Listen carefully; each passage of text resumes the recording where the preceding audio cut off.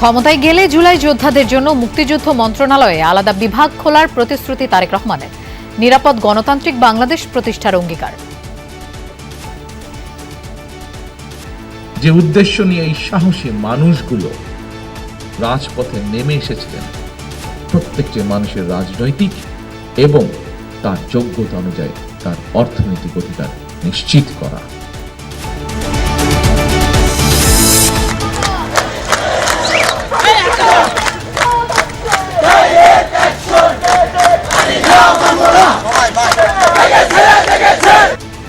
পক্ষপাতিত্বের অভিযোগ এনে ছাত্রদলের নির্বাচন ভবন ঘেরাও, চলছে শেষ দিনের আপিল শুনানি।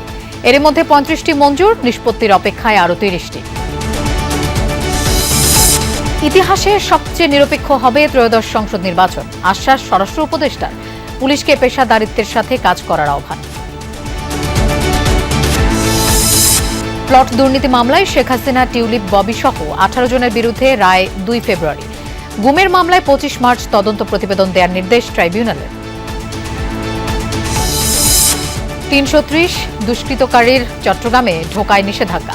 সিএমপির তালিকায় সাবেক এমপি, মন্ত্রী ছাড়াও আছেন এক বিএনপি নেতা। যেহেতু তাদের নাম এবং তালিকাগুলো চলে আসছে এবং সেই সাথে যদি আমরা তাদের ফটোগ্রাফটাকে আমরা সেট করে দিই, তাদের স্বল্প বিস্তরে যদি আমরা তার বায়োডাটাটা সেট করে দিই, তাহলে তাদেরকে শনাক্ত করতে সুবিধা হবে। শর্ত সাপেক্ষে কাল সকাল থেকে কাজে ফেরার ঘোষণা ওসমানী মেডিকেলের চিকিৎসকদের। কর্মবিরতির কারণে ভোগান্তিতে সেবা প্রার্থীরা।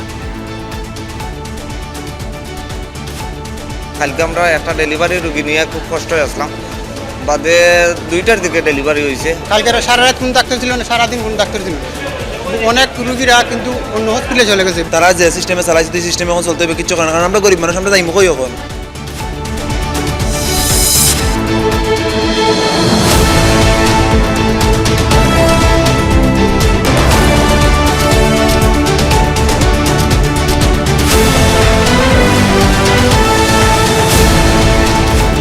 শুভেচ্ছা, আমন্ত্রণ দুপুরে বাংলাদেশের আয়োজন।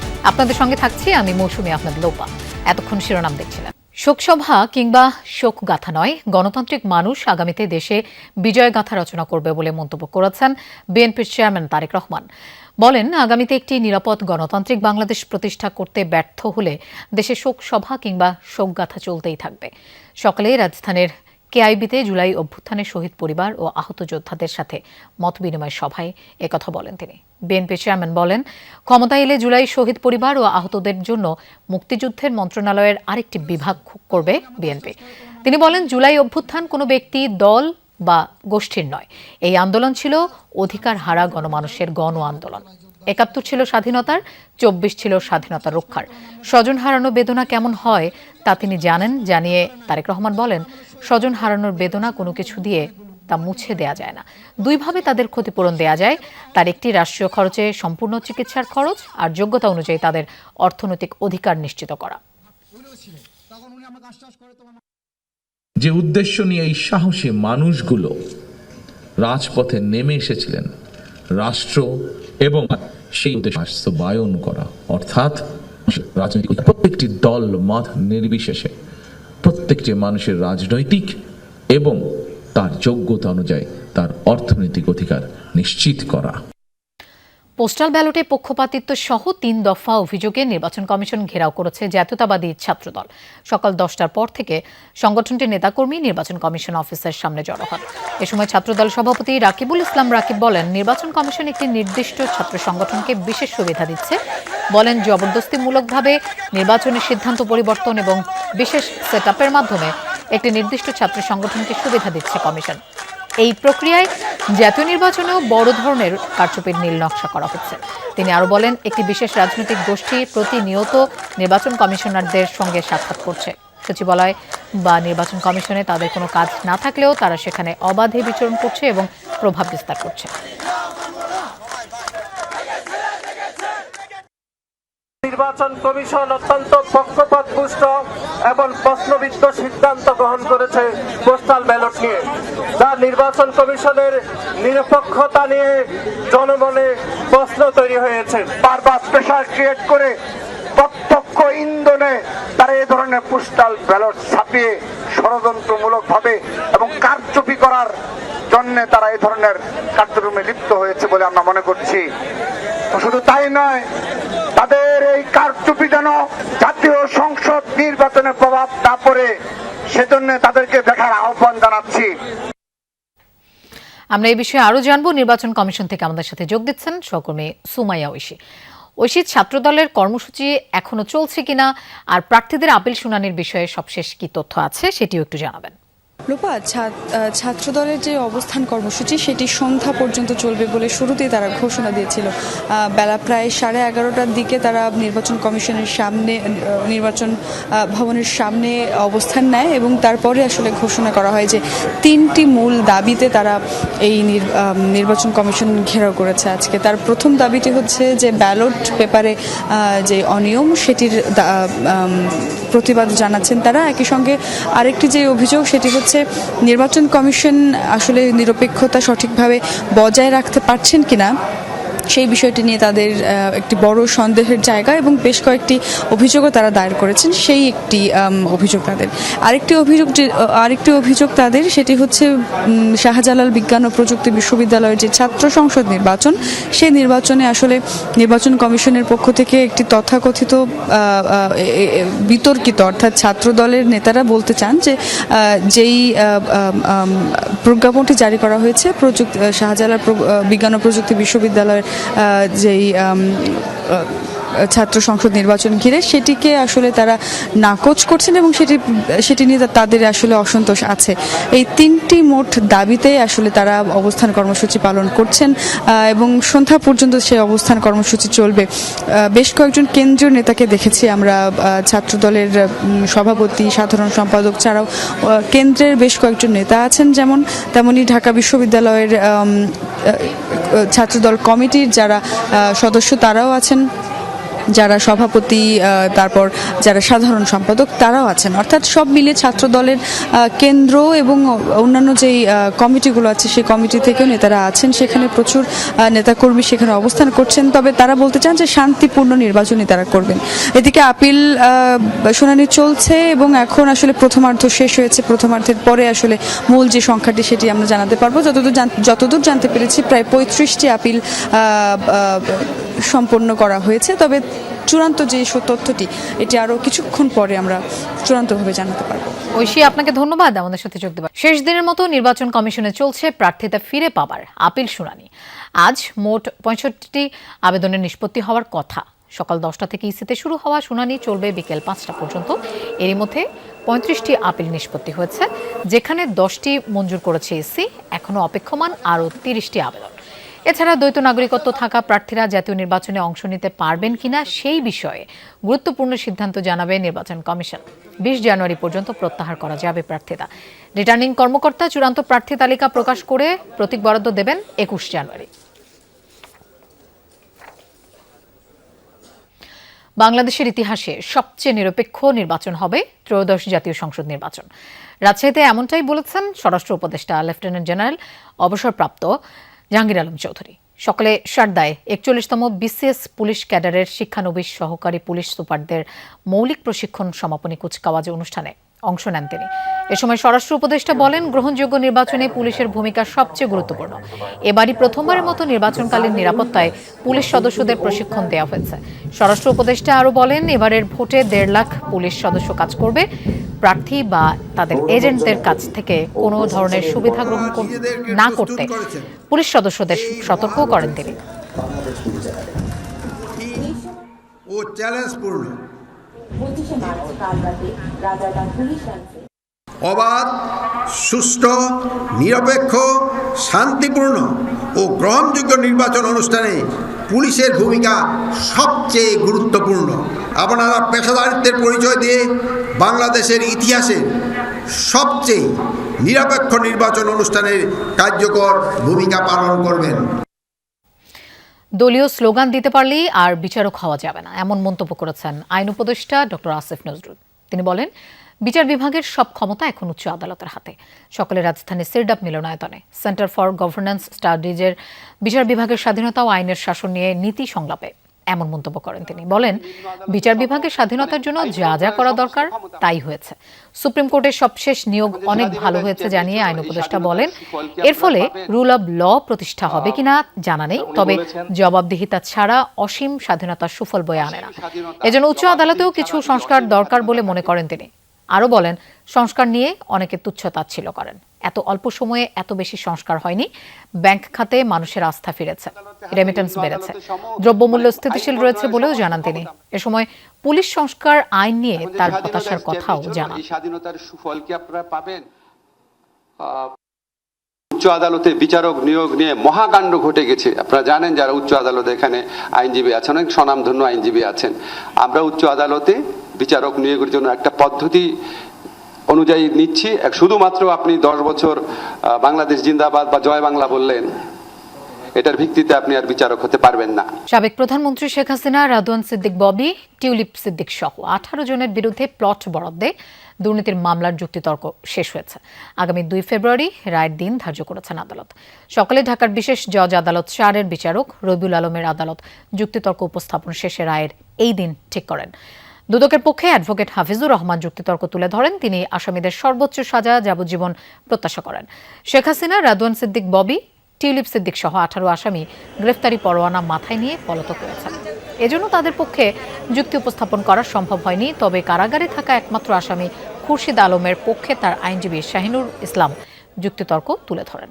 জুলাই আন্দোলনে মোহাম্মদপুরে মানবতাবিরোধী অপরাধের মামলায় শেখ ফজলে নূর তাপস, জাহাঙ্গীর কবির নানক, জেএমপির সাবেক কমিশনার হাবিবুর রহমান, বিপ্লব কুমার সরকার সহ 28 জনের বিরুদ্ধে 9 জনকে হত্যাসহ 3টি অভিযোগ আমলে নিয়েছেন ট্রাইব্যুনাল। রোববার আন্তর্জাতিক অপরাধ ট্রাইব্যুনাল 1-এ অভিযোগ নেন। পরে পলাতক 24 আসামির বিরুদ্ধে গ্রেফতারি পরোয়ানা জারি করেন ট্রাইব্যুনাল। মামলায় গ্রেফতার আছেন 4 জন। রোববার সকালে তাদের বিরুদ্ধে অভিযোগ দাখিল করে প্রসিকিউশন টিম। অভিযোগে বলা হয়, গত বছরের 18 ও 19 জুলাই রাজধানীর মোহাম্মদপুরে ছাত্র আন্দোলন দমনে শেখ হাসিনার নির্দেশে মোহাম্মদপুর এলাকায় শিক্ষার্থীদের বিরুদ্ধে মাঠে নামেন মোহাম্মদপুর থানা আওয়ামী লীগের নেতারা। এমনকি শটগান, চাইনিজ রাইফেল ব্যবহার করে আন্দোলনরত শিক্ষার্থীদের মধ্যে ফারহান ফায়াজ, মাহমুদুর রহমান সৈকত সহ 9 জনকে হত্যা করা হয়। এই মামলায় সাক্ষী 50 জন। এদিকে গুমের মামলায় শেখ হাসিনা ও জিয়াউল হাসান সহ 11 আসামির বিরুদ্ধে 25 মার্চ তদন্ত প্রতিবেদন দিতে নির্দেশ দিয়েছেন ট্রাইব্যুনাল।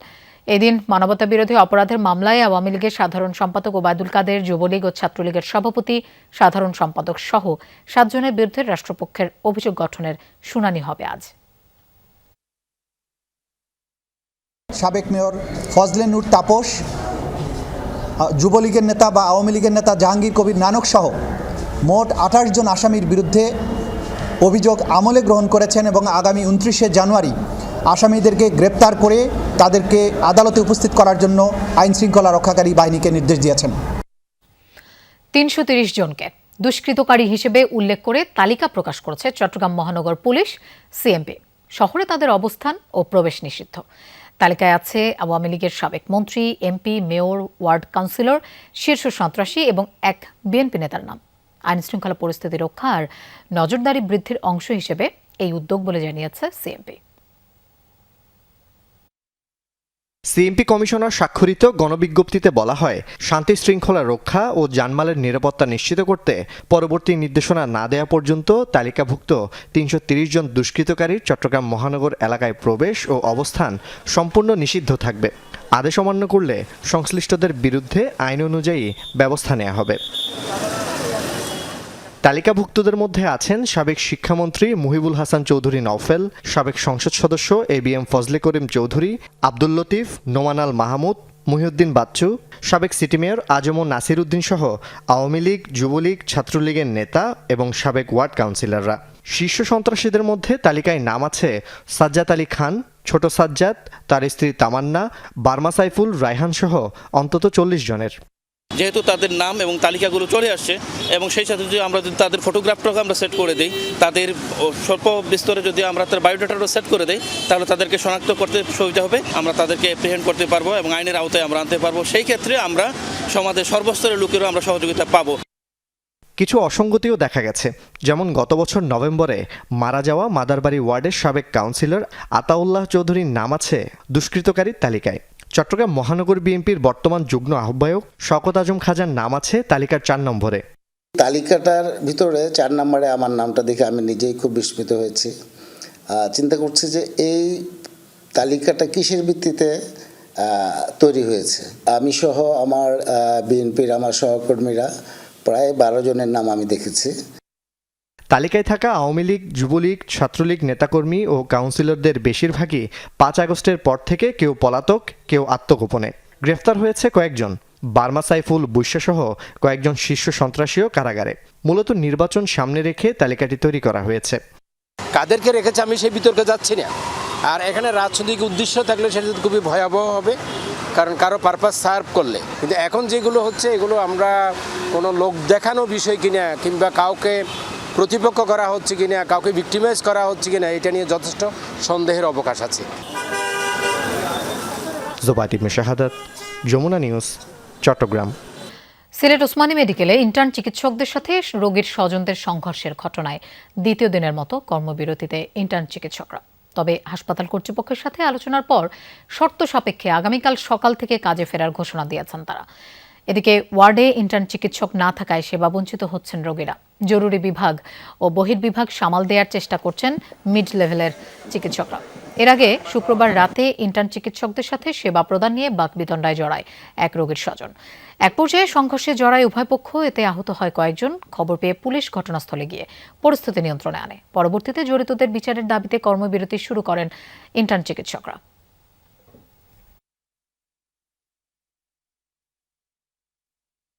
আমি ইমার্জেন্সিভাবে জন্ডিসের রিপোর্ট পপুলার থেকে নিয়ে আসছি।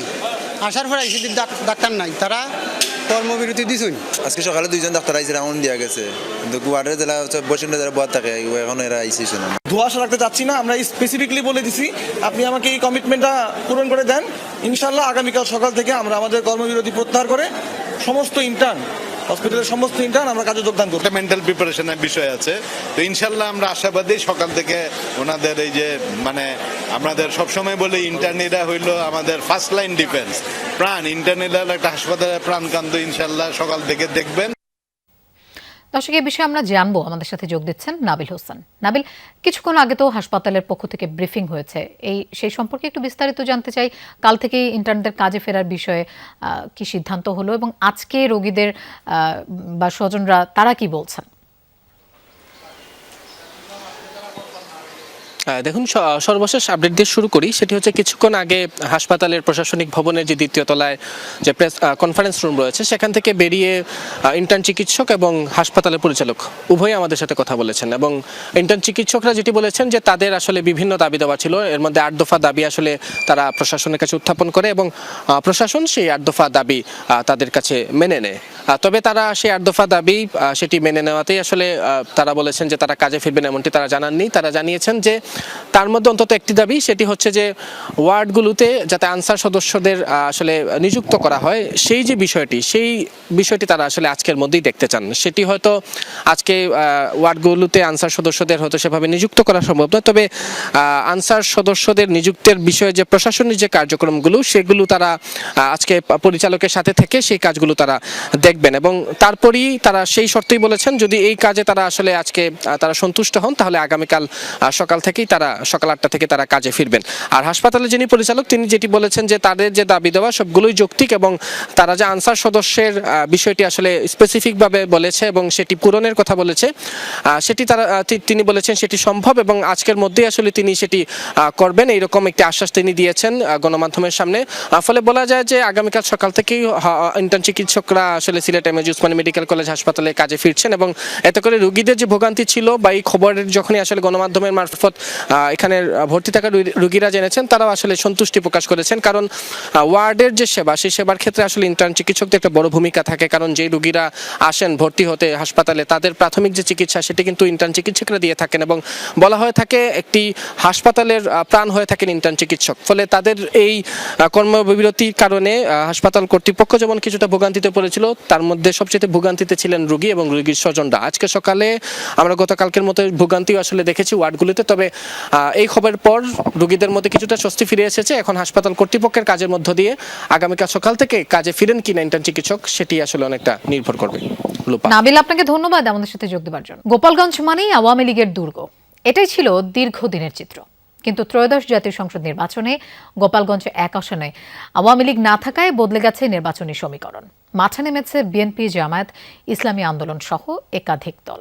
ভোটারদের আগ্রহ আর নতুন প্রতিদ্বন্দ্বিতায় জমে উঠেছে লড়াই।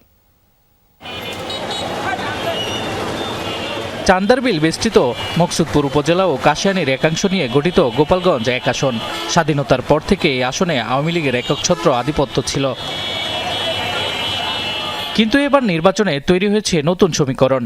আওয়ামী লীগের প্রার্থী না থাকায় সুযোগটি কাজে লাগাতে মাঠে নেমেছে বিএনপি, জামাত ও ইসলামিক আন্দোলন সহ অন্যান্য দলের প্রার্থীরা। শান্তিপূর্ণ ও স্বচ্ছ নির্বাচন হলে জয়ের ব্যাপারে আশাবাদী ধানের শীষের প্রার্থী। বিগত 1 বছর সাধারণ জনগণের কাছে যাওয়ার সুযোগ হয়েছে, তাদের কাছে কিন্তু আমি ব্যাপক সাড়া পেয়েছি। পাশাপাশি তারা এতটুকু আশ্বস্ত করেছে যদি তারা নির্ভয়ে নির্বিঘ্নে ভোট কেন্দ্রে যাওয়ার সুযোগ পায়, ইনশাল্লাহ এবার জাতীয়তাবাদী দল এর প্রার্থীকে ধানের শীষে ভোট দিবে তারা। আসনটিতে শক্ত অবস্থানে রয়েছে জামায়াত প্রার্থীও। যদি সুষ্ঠুভাবে নির্বাচন হয়, যদি আপনার কোনো পেশি শক্তি প্রয়োগ করতে কেউ না পারে, তাহলে নিরপেক্ষ নির্বাচন হলে আমার পক্ষে একটা গণজোয়ার আসতে পারে বলে আমার দৃঢ় বিশ্বাস। নারী কর্মসংস্থান, শিক্ষা ও স্বাস্থ্য খাতে উন্নয়নের প্রতিশ্রুতি দিচ্ছেন ইসলামিক আন্দোলন।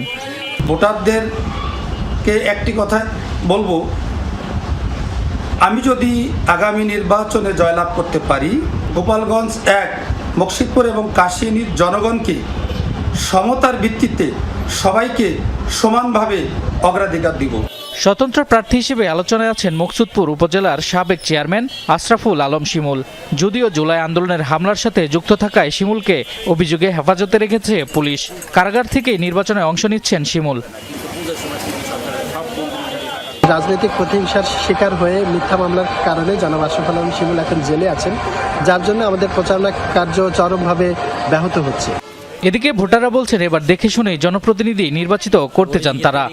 আমার দেখা সকল নির্বাচন থেকে ব্যতিক্রম হবে এবং বিজয়টা হবে জনগণের বিজয়। জনগণ এলাকার উন্নয়ন চায়, ইনশাল্লাহ এলাকার উন্নয়ন যে করবে তাকেই বিপুল পরিমাণে জনগণ ভোট দিয়ে উৎসবমুখর পরিবেশে তাকে নির্বাচিত করবে। গোপালগঞ্জ 1 আসনে 138টি কেন্দ্রে 3,99,510 জন ভোটার তাদের ভোটাধিকার প্রয়োগ করবেন। শামস তাবরিজ উচ্ছ্বাস, যমুনা নিউজ।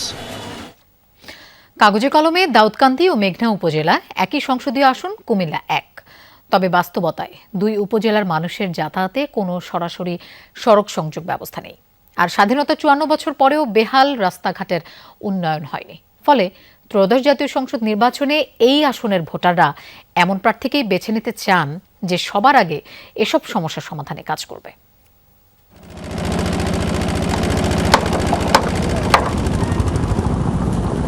কুমিল্লার পাশাপাশি 2 উপজেলা দাউদকান্দি ও মেঘনা জেলার 1 নম্বর সংসদীয় আসনটিকে ভাগ করেছে মেঘনা নদী। এক পারের মানুষকে অন্য পারে যেতে হয় 24 কিলোমিটার সড়ক ঘুরে মুন্সিগঞ্জের গজারিয়া হয়ে। অথচ এই নদীর ওপর সেতু থাকলে মাত্র 5 মিনিটে দাউদকান্দি থেকে মেঘনা উপজেলায় যাওয়া সম্ভব হতো। কমতো যাতায়াতের সময়, বাড়ত ব্যবসা বাণিজ্য, গতি আসতো প্রশাসনিক কাজেও।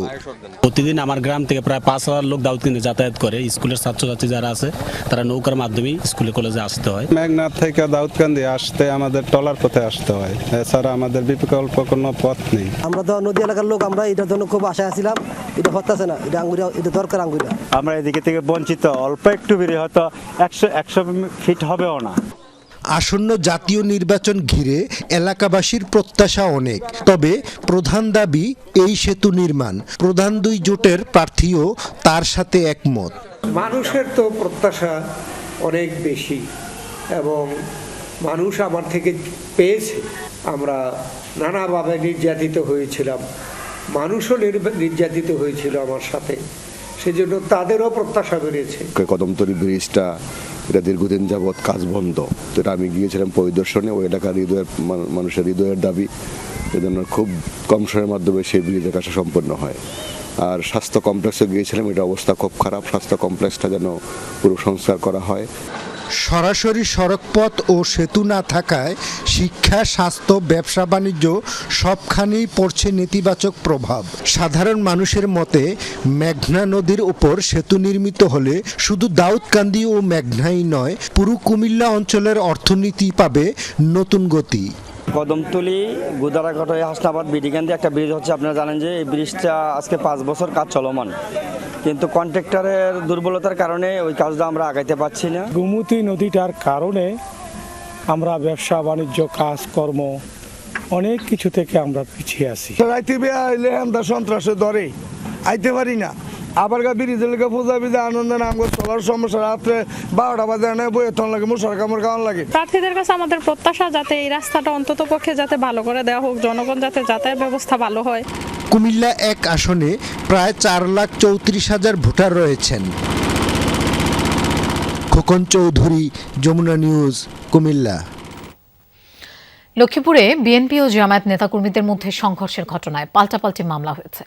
গতরাতে বিএনপি কর্মী কামাল হোসেন এবং জামায়াত নেতা হেজবুল্লাহ বাদী হয়ে চন্দ্রগঞ্জ থানায় 2টি আলাদা মামলা করেন। এর মধ্যে বিএনপির মামলায় 217 জন এবং জামায়াতের মামলায় 170 জনকে আসামি করা হয়েছে। এর আগে গত বৃহস্পতিবার চরশাহী ইউনিয়নের 7 নম্বর ওয়ার্ডে বটগাছতলা এলাকায় দলীয় কর্মসূচিকে কেন্দ্র করে বিএনপি ও জামায়াত নেতাকর্মীদের মধ্যে মারামারি হয়। এতে দুপক্ষের অন্তত 10 জন আহত হন। এরপর থেকেই এই ঘটনার জন্য এক পক্ষ অপর পক্ষকে দায়ী করে আসছে। বাংলাদেশের আকাশ ও মহাকাশ শক্তি বিষয়ক গবেষণা এবং নীতি নির্ধারণে সহায়তার লক্ষ্যে আনুষ্ঠানিকভাবে যাত্রা শুরু করেছে Bangladesh centre for air and space power studies, BCASPS।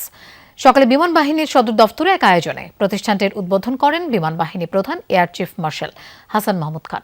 এ সময় তিনি বলেন, BCASPS এর ওয়েবসাইটেরও উদ্বোধন করেন এবং প্রধান অতিথির বক্তব্যে এয়ার চিফ মার্শাল বলেন, আকাশসীমা ও মহাকাশ সক্ষমতা নিশ্চিত করা দেশের সার্বভৌমত্ব ও নিরাপত্তার জন্য অত্যন্ত গুরুত্বপূর্ণ। পরিবর্তনশীল বৈশ্বিক প্রেক্ষাপটে বিমান ও মহাকাশ শক্তি, জাতীয় নিরাপত্তা এবং টেকসই উন্নয়নের মধ্যে ঘনিষ্ঠ সম্পর্ক রয়েছে। অনুষ্ঠানে জানানো হয়, একটি স্বাধীন থিঙ্ক ট্যাঙ্ক হিসেবে BCASPS এর এয়ার ও স্পেস পাওয়ার বিষয়ক গবেষণা, বিশ্লেষণ এবং নীতি নির্ধারণে পরামর্শ দেবে। Assistant Chief of Air Staff Operations. Air power today underpins deterrence, crisis response, national resilience, economic stability, and freedom of action for the state. It enables rapid mobility, precision engagement, intelligence dominance, and protection of critical national infrastructure. Dhaka bypass এক্সপ্রেসওয়ের নারায়ণগঞ্জ মদনপুর থেকে ভুলতা পর্যন্ত 13 kilometre অংশ যেন মরণ ফাঁদ। ছোট বড় খানাখন্দে ভরপুর সড়কটি চলাচলের অনুপযোগী। রীতিমতো জীবনের ঝুঁকি নিয়ে যাতায়াত করতে হয় এখানে। হরহামেশাই ঘটছে দুর্ঘটনা। বছরের পর বছর পেরোলেও সড়কের কাজ এখনো অসমাপ্ত। প্রত্যন্ত লোকালয়ের আথাপাকা রাস্তা ভেবে ভুল হতে পারে, কিন্তু হাজার কোটি টাকা ব্যয়ে নির্মিত ঢাকা বাইপাস এক্সপ্রেসওয়ের অংশ এটি। চরম দুরবস্থা নারায়ণগঞ্জ মদনপুর থেকে ভুলতা পর্যন্ত 13 কিলোমিটার রাস্তার। দুর্ভোগের অন্ত নেই চলাচলকারীদের। খানাখন্দে ভরপুর সড়কে যাতায়াত করাই ঝুঁকিপূর্ণ। হরহামেশাই ঘটছে দুর্ঘটনা। 10 মিনিটের পথ পাড়ি দিতে লাগছে ঘন্টার পর ঘন্টা। রাস্তাঘাট অনেক ভাঙাচুরা, অনেক সমস্যা, আসা যাওয়া করা যায় না।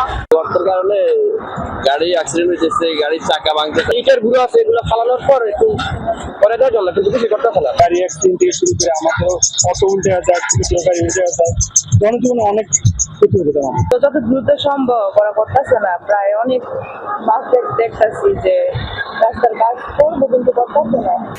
বর্ষা মৌসুমে রাস্তার গর্তে পানি জমে, শুষ্ক মৌসুমে সড়কের দুই ধারে স্তূপ করে রাখা ধুলোবালিতে আশপাশে টেকাই দেয়। বছরের পর বছর পেরোলেও এখনো অর্ধেকের বেশি কাজ বাকি। এ নিয়ে ক্ষুব্ধ স্থানীয়রা। এখন যে অবস্থা আছে, যাওয়ার আধা মারের মতন ঝান্ডা পেলে আর থেকে আপনার মদনপুর পর্যন্ত প্রচন্ড খারাপ রাস্তা। ঠিক আছে, এখান দিয়ে আমাদের চলতে অনেক সমস্যা হয়ে গেছে। রাস্তা মনে হয় 10 বছর ধরে একই অবস্থা করে রয়েছে, ঠিক হচ্ছে না। ঠিক করবে রাস্তা বলা যাচ্ছে না। হাইওয়ে রোড, এশিয়ান হাইওয়ে হইতেছে, বড় বড় গাড়ি আপনার কিনুই নেই, তার জন্য দায়িত্ব করছে। ভোগান্তির কথা অজানা নয় প্রকল্প পরিচালকেরও। দ্রুতই যানবাহন চলাচলের উপযোগী করার আশ্বাস দিলেন তিনি। মোটামুটি উদ্যোগ আমরা অলরেডি নিয়েছি বিভিন্নখানে। এটা তো আসলে পুরো রাস্তাটা নতুন করে করা হবে, এখন এক্সিস্টিং রোডটা যাতে যান চলাচল সহজ এবং স্বাভাবিক থাকে তার জন্য যে মেইনটেনেন্সটা এটা করার জন্য উদ্যোগ নিচ্ছে। প্রকল্পের কাজ 2025 সালের জুলাই শেষ হওয়ার কথা থাকলেও মেয়াদ বাড়ানো হয় চলতি বছরের ডিসেম্বর পর্যন্ত। রাহিম সারোয়ার, যমুনা নিউজ। অনুষ্ঠিত হলো বাংলাদেশ ইউনিভার্সিটির তৃতীয় সমাবর্তন। সকালে ঢাকা সেনানিবাসের সেনা প্রাঙ্গণে দিনভর ছিল নানা আয়োজন।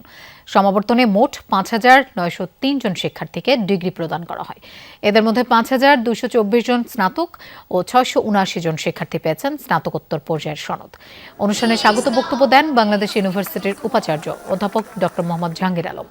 সভাপতি হিসেবে যোগ দেন অন্তর্বর্তী সরকারের মৎস্য প্রাণী সম্পদ মন্ত্রণালয়ের উপদেষ্টা ফরিদা আক্তার। শিক্ষার্থীদের দায়িত্বশীল আচরণ, সচেতন সিদ্ধান্ত গ্রহণ এবং সহনশীল নেতৃত্ব গড়ে তোলার আহ্বান জানান উপদেষ্টা। সমাবর্তন বক্তা হিসেবে অনুষ্ঠানে ছিলেন বিশ্ববিদ্যালয় মঞ্জুরি কমিশনের চেয়ারম্যান ডক্টর এস.এম.এ. ফায়েজ।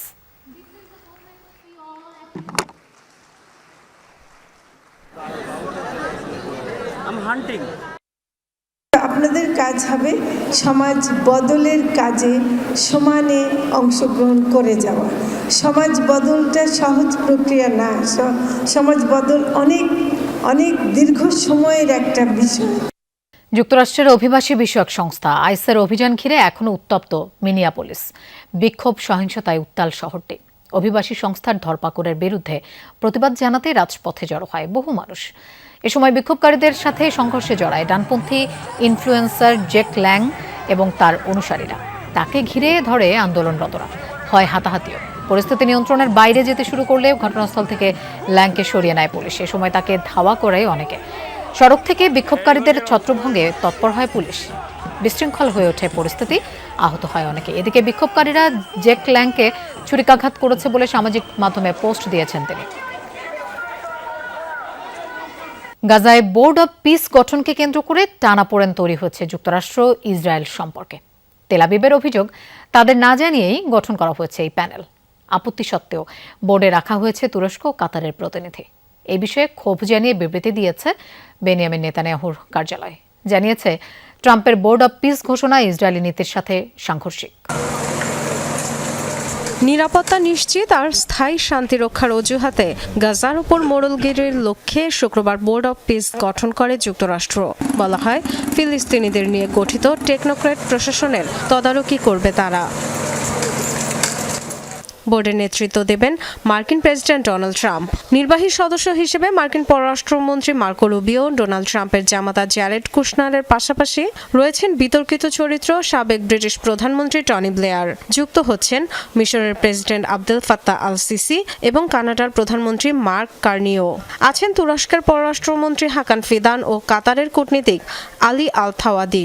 এমনকি আমন্ত্রণ জানানো হয়েছে তুর্কি প্রেসিডেন্ট রিসেপ তাইয়েপ এরদোগানকেও। ইসরায়েলের সব অপকর্মের সহযোগী হয়ে থাকলেও বোর্ড অব পিস গঠন নিয়ে তাদের কিছুই জানায়নি যুক্তরাষ্ট্র। প্রধানমন্ত্রী বেনিয়ামিন নেতানিয়াহুর কার্যালয় থেকে এ তথ্য জানিয়ে মিত্রের আচরণে অসন্তোষ প্রকাশ করা হয়েছে। প্যানেলে ইসরায়েলের কেউ না থাকলেও রাখা হয়েছে তুরস্ক আর কাতারের প্রতিনিধি, যা নিয়ে আগেই বহুবার আপত্তি জানিয়েছিল তেল আবিব। ইসরায়েলকে এমন পাশ কাটানোয় সমালোচনা শুরু হয়েছে দেশটিতে। একে তেল আবিব সরকারের কূটনৈতিক ব্যর্থতা হিসেবেও আখ্যা দিয়েছে বিরোধীরা। পররাষ্ট্রমন্ত্রী গিডিয়ন সারকে মার্কিন পররাষ্ট্রমন্ত্রী মার্কো রুবিওর সাথে যোগাযোগের নির্দেশ দিয়েছেন নেতানিয়াহু। একাধিক মার্কিন কর্মকর্তার বরাতে ইসরায়েলি গণমাধ্যম জানিয়েছে, ইচ্ছাকৃতভাবেই গাজার বোর্ড অব পিসের সদস্যদের নিয়ে আগাম জানানো হয়নি তেল আবিবকে। বিষয়টি এখন ইসরায়েলের নয়, যুক্তরাষ্ট্রের বিবেচ্য, এমন মন্তব্য করেছেন তারা। Dorothy Tasrin, Jamuna news. সরকারি বাহিনী ও কুর্দি সশস্ত্র গোষ্ঠী এসডিএফ এর সংঘর্ষে আবারও ব্যাপক উত্তেজনা ছড়ালো সিরিয়ায়। ব্যাপক হামলায় নিহত দুপক্ষের বেশ কিছু সদস্য। দেশের দেইর হাফের এলাকা থেকে পিছু হটে কৌশলগত শহর তাবকায় অবস্থান নিয়েছে এসডিএফ সদস্যরা। এদিকে পূর্ব আলেপ্পোর বেশ কিছু এলাকা দখলে নেওয়ার কথা জানিয়েছে সিরীয় সেনারা। এসডিএফ গোষ্ঠীর অস্ত্রের মজুদ জব্দের পাশাপাশি গুরুত্বপূর্ণ জ্বালানি ক্ষেত্র দখলের কথা জানিয়েছে সিরিয়া প্রশাসন। আলেপ্পো ছাড়লেও কুর্দি সশস্ত্র গোষ্ঠী এসডিএফ এর তৎপরতা কমেনি। আন্তর্জাতিক মধ্যস্থতায় হওয়া যুদ্ধবিরতি চুক্তি লঙ্ঘনকে কেন্দ্র করে ফের পাল্টাপাল্টি সংঘর্ষে জড়িয়েছে সরকারি বাহিনী ও কুর্দি যোদ্ধারা। এসডিএফকে হটিয়ে শনিবার দেড় হাফের মাসকানা ও পূর্ব আলেপ্পোর বেশ কয়েকটি শহর ও গ্রাম দখলে নিয়েছে সিরীয় বাহিনী। এরপরই ইউফ্রেটিস নদীর পশ্চিম উপকূলকে নিষিদ্ধ সামরিক অঞ্চল ঘোষণা করে সেনারা। প্রাণে বাঁচতে গুরুত্বপূর্ণ তাপকা শহরে অবস্থান নিয়েছে যোদ্ধারা, এমনটা জানিয়েছে এসডিএফ। অবশ্য ওই অঞ্চলটিও দখলে নেওয়ার দাবি প্রশাসনের। সরকার ও তুর্কি প্রশাসন সম্মিলিতভাবে হামলার প্রস্তুতি নিচ্ছে। তারা দেইর হাফেরের পথ ধরে তাপকার দিকে অগ্রসর হচ্ছে। তাদের ঠেকাতে আমাদের কমরেডরা প্রস্তুত। এদিকে সম্মুখ যুদ্ধ এড়াতে ইউফ্রেটিসের সীমান্ত রেখাকে ফ্রন্টলাইন নির্ধারিত করে নিজ বাহিনীকে পূর্বাঞ্চলে সরিয়ে নেওয়ার ঘোষণা দিয়েছেন এসডিএফ প্রধান মাজলুম আবদি। সিরিয়ার স্বরাষ্ট্র মন্ত্রণালয় জানিয়েছে দেড় হাফের এলাকায় তল্লাশি চালিয়ে অস্ত্রের বিশাল মজুদ জব্দ করা হয়েছে। নিয়ন্ত্রণে নেওয়া হয়েছে রাক্কা প্রদেশের দুটি গুরুত্বপূর্ণ জ্বালানি ক্ষেত্র। এরই মাঝে সেগুলোর হস্তান্তর করা হয়েছে দেশটির পেট্রোলিয়াম প্রতিষ্ঠানকে। সরকার বাহিনী ও এসডিএফকে সহিংসতা বন্ধের আহ্বান জানিয়েছে মার্কিন সেন্ট্রাল কমান্ড। একই দিনে কুর্দিকে জাতীয় ভাষা হিসেবে আনুষ্ঠানিক স্বীকৃতি দেওয়ার পাশাপাশি সিরিয়ার কুর্দিদের নাগরিকত্ব ফিরিয়ে দিতে আদেশ জারি করেন প্রেসিডেন্ট আহমেদ আল সারা। সাবরিনা নুসরাত, যমুনা নিউজ। পাকিস্তানের বাণিজ্যিক রাজধানী করাচিতে ভয়াবহ অগ্নিকাণ্ডে পুড়ল বহুতল শপিং মল। প্রাণ গেছে কমপক্ষে 5 জনের, দগ্ধ ও আহত 20 জনেরও বেশি। শনিবার রাতে মার্কেট বন্ধের সময় হঠাৎ আগুন ছড়িয়ে পড়ে জিন্না রোডের গুল প্লাজা নামের বহুতল ভবনে। এ সময় ভেতরে আটকা পড়ে অনেকে। খবর পেয়ে দ্রুত ঘটনাস্থলে পৌঁছায় ফায়ার সার্ভিস। আগুন নির্বাপনে 12টি ইউনিট তৎপরতা চালায়। দীর্ঘ সময় চেষ্টার পর নিয়ন্ত্রণে আসে আগুন, তবে পুড়ে গেছে ভবনটির বেশিরভাগ দোকান। প্রাথমিক তদন্ত অনুযায়ী ভবনের নিচ তলার একটি দোকানে শর্ট সার্কিটের কারণে হয়েছে অগ্নিকাণ্ড। কারণ উদ্ঘাটনে চলছে তদন্ত। আহতদের চিকিৎসার জন্য পাঠানো হয়েছে হাসপাতালে।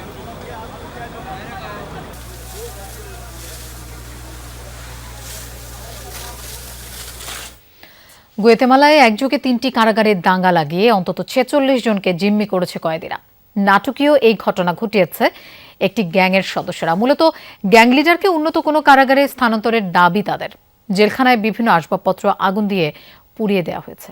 জিম্মিদের উদ্ধারে এরই মধ্যে তৎপরতা শুরু করেছে নিরাপত্তা বাহিনী। তবে এই ঘটনায় এখনো কোনো হতাহতের তথ্য পাওয়া যায়নি।